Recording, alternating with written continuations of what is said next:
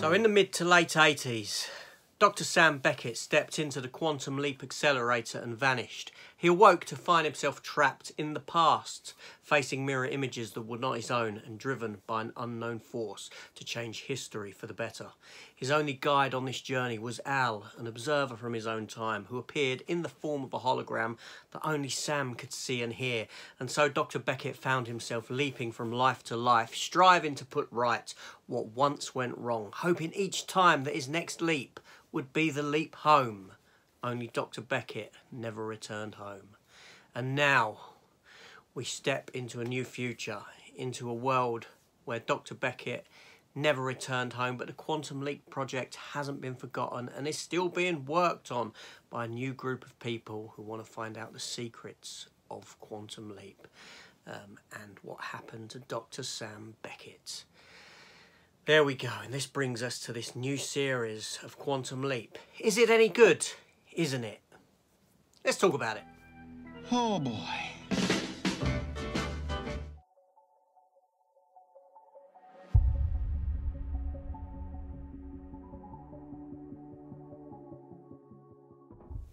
Hi everyone, so welcome back to the channel and welcome to my review for episode 1 of Quantum Leap. Yes, the new Quantum Leap series that has been in the works for some time. But is it any good? Let's talk about it. Before I do, I will be reviewing this on a weekly basis, so hit the subscribe button, come and join the channel, leave me a comment down below afterwards. There may be some spoilers here, so if you haven't seen it and you don't want to be spoiled, then maybe come back afterwards. But let's talk about it. Let's talk about this first episode here.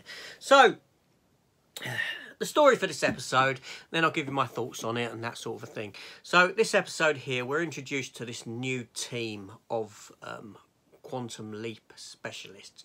We have Dr. Ben Song, who's your primary character within the series, and his girlfriend, or soon-to-be wife, or couple they are, Addison Augustine, who's the hologram side of the partnership, and we are introduced to several other characters that form the team of Quantum Leap. Ernie Hudson from the Ghostbusters is there, who's heading up as an ex-Vietnam vet that Dr. Sam Beckett actually saved back in the day. Not that he would probably be aware of that or anything like that. And a few other characters. We're introduced to these characters at a party. We get to know a little bit about them. You know, they have a little bit of a thingy. And then Ben Song rushes off because he's received a message from an unknown person. And he steps himself into the Quantum Leap accelerator and he vanishes.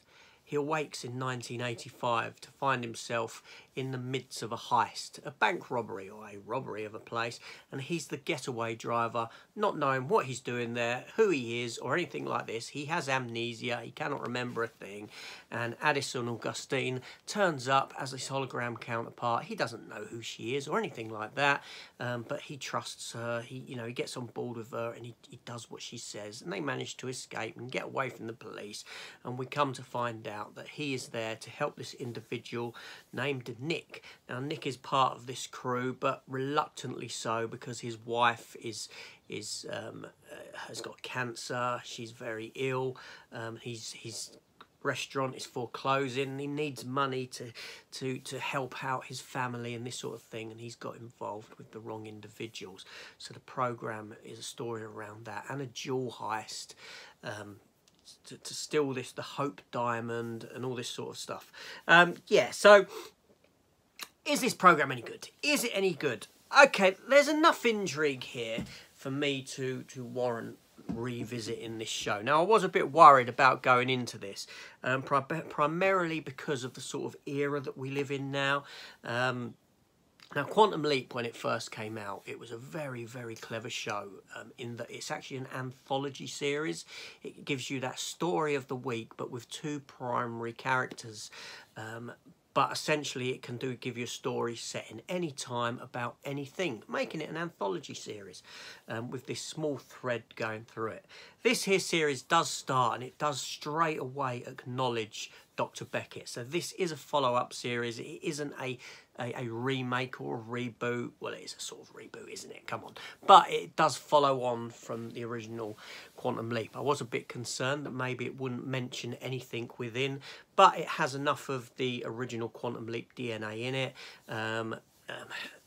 There is a sort of picture image of Dr. Sam Beckett, Scott Bakula, that's used in a hologram little like portable thing when she's explaining what had happened before with Project Quantum Leap, when that's Addison is explaining it to Dr. Ben Song. So there is that in it. There's what differs between this series and the original series. The original series seems a lot more fun. I'll have that. This show seems a bit straighter at this point, a bit sort of less visually interesting, I should say, and it cuts between the story of what's going on in the past to present day and the team within Quantum Leap, which is something that we've never really had before. There are a few episodes when we had little bits later on in the series, but primarily Quantum Leap, the original, was about what was going on with Sam Beckett and Al and the historic story of it. But this is giving you an A and B story of a bit of intrigue in what's going on in the future, in problems that they're encountering, why he stepped into the Quantum Leap Accelerator, what's made him do that. That's all being kept a secret to be found out down the line, and then you've got the stories that, you know, of him leaping. Anyway, so I don't know. They'll probably stick to the rules of he can only leap within his own lifetime. Although I do believe watching the teaser trailer or the upcoming stuff that he might leap outside of his own lifetime already. You know, breaking that rule. I think Quantum Leap itself only done it once, and had a reason for it. Now, the biggest concern for me is, like I was saying, the sort of era that we live in, the sort of woke stuff that affects TV programs to now. And this program isn't without that. The primary cast of the series, they're all from different walks of life, different races, and you've got one there that is, you know, I don't know what he is or what he identifies as or anything like that, but you can see a tick box exercise within that primary cast build up there. The worry I have is you know, the original Quantum Leap had no issue about dealing with stories about historic issues of race and all this sort of thing, and the things that people went through, and the troubles in these historic, you know, the pasts that Sam went to and this sort of thing. But I don't know if this series will be affected by this sort of a thing in the past story elements.